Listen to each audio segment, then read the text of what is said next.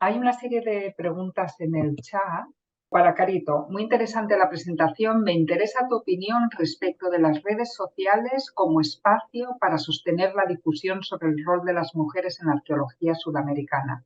En lo personal, creo que las redes proveen espacio, aunque puede parecer como un conjunto de acciones atomizadas que a veces cuesta cohesionar. Saludos desde Buenos Aires no sé,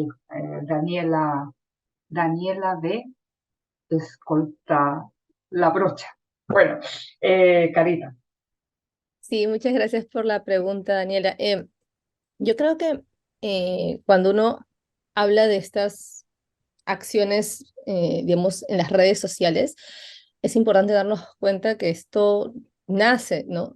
Desde esta visión del ciberactivismo feminista, ¿no? Evidentemente, no todas las acciones en las redes sociales son con un enfoque feminista, como justo mencionaba Amelia, ¿no?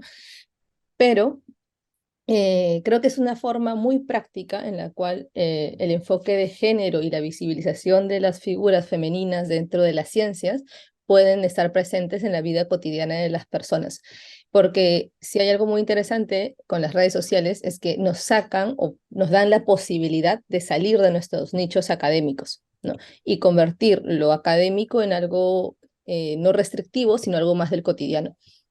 Ahora, también es cierto que se siente a veces atomizado o perdido en las redes, ¿no? Tomando en cuenta los algoritmos. No soy especialista en ese tema, pero es cierto que normalmente tienden a implicar mucho trabajo de equipo, o sea, tener un equipo detrás para poder sostener una plataforma que logre llegar a más personas.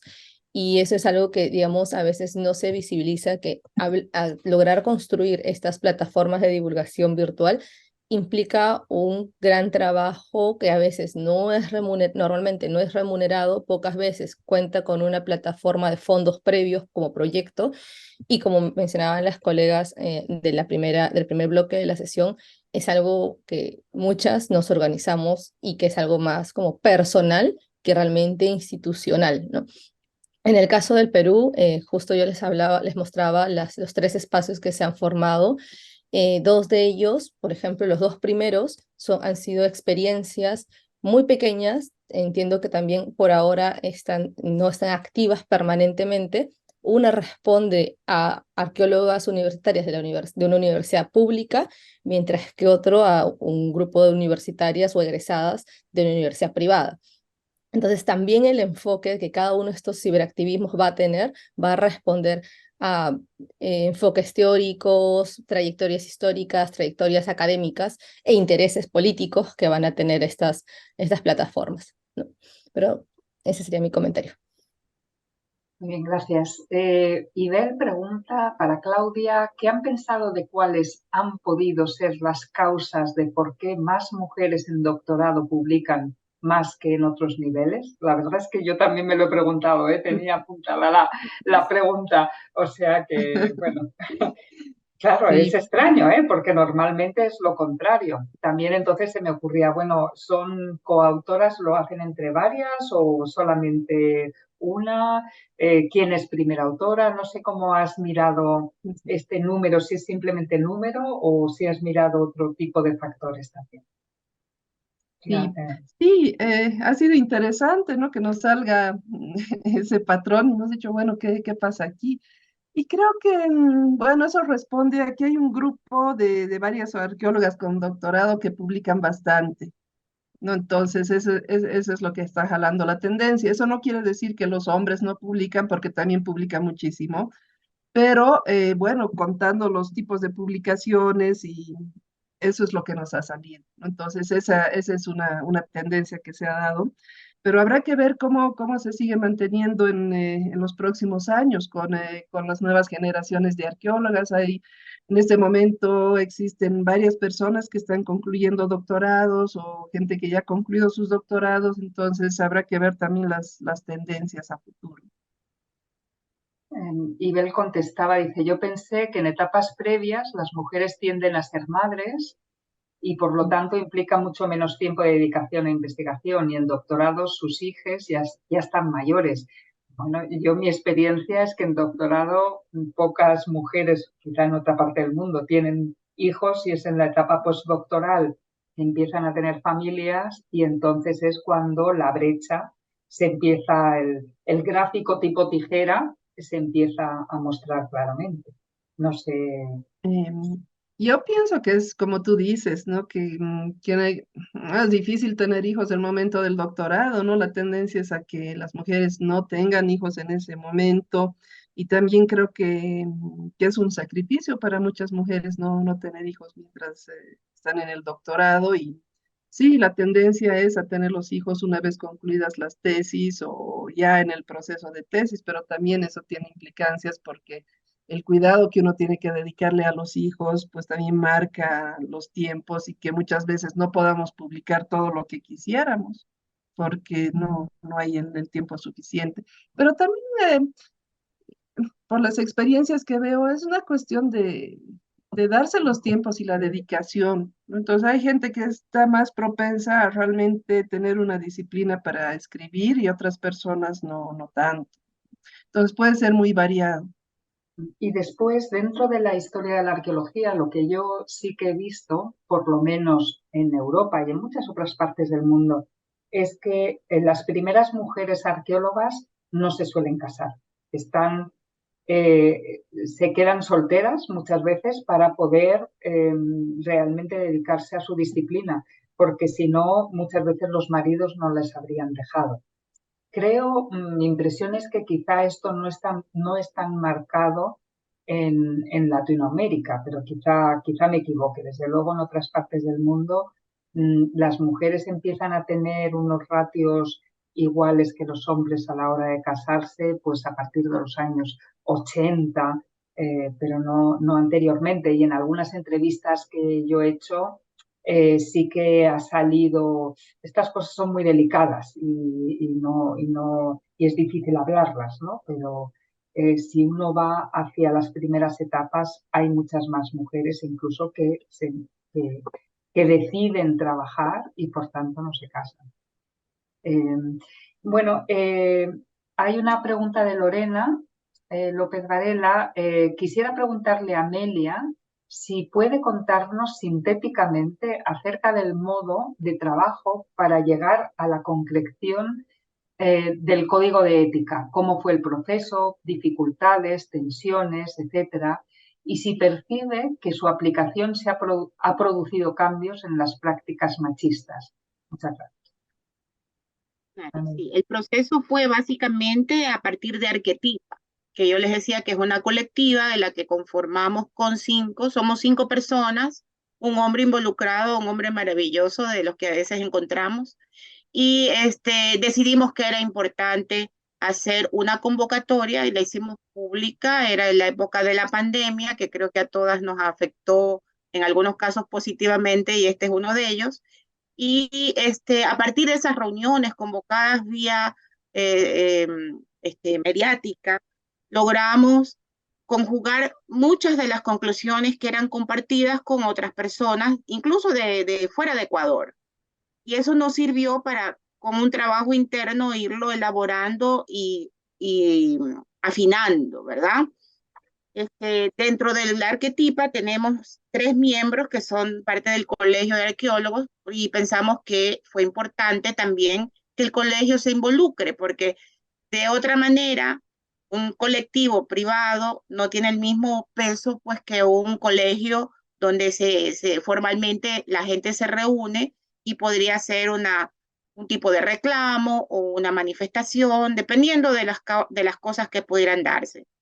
Y llegó la coyuntura el año pasado, básicamente, que ingreso yo al Instituto Nacional de Patrimonio Cultural y mi jefa es una feminista por convicción, que no es arqueóloga, pero que estuvo siempre interesada en nuestra dinámica y nos invita a que ese código de ética que lo habíamos elaborado como colectivos privados sea oficializado de parte del Estado, y con el apoyo de los abogados del instituto logramos un documento pues que se presentó en el mes de febrero de este año.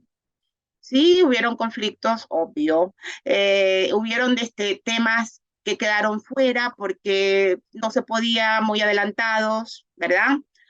Pero creo que al momento es una herramienta útil y que básicamente está allí para que cualquiera de nosotras, en caso de enfrentar alguna experiencia negativa, tenga cómo quejarse formalmente y que en el instituto le damos un espacio seguro para que lo haga. Hasta el momento no hemos tenido una queja, ¿verdad? Debo mencionar también que a veces el acoso y el abuso es minimizado por nosotras. En mi generación al menos eso era bastante común. A veces nos quedamos calladas porque no queremos ser víctimas de acoso nuevo o de bullying de compañeros. Entonces, creo que estamos en una fase aún de conocerlo y aplicarlo. No hemos tenido una aplicación formal. Espero yo que sea porque no ha habido un caso y no por tener temor. Así que, bueno, esa fue nuestra experiencia y creo que fue muy enriquecedora. La verdad, el día que se presentó el código, también algunos de nuestros compañeros pues estaban un poco indignados porque no entendía por qué se protegía a las mujeres. A mí ya a esta altura de mi vida me da un poco de gracia verlos, pero siempre están allí, ¿no? Siempre están allí para decir, no hace falta, no pasa nada, pero sí es necesario y sí pasa. Así que, bueno, las mantendré informadas al momento de que se lo aplique ya en un ejemplo, pues, real y actualizado.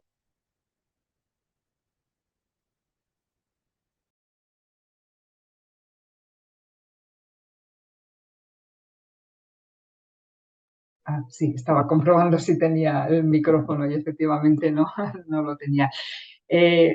Tenemos ya que ir avanzando, pero V. Martínez, no sé, dice, es interesante que la historia de la arqueología de los países sudamericanos son muy similares. Sobre la base de las narrativas de Bolivia, Ecuador y Perú, se debería pensar en hacer una historia regional y comparativa.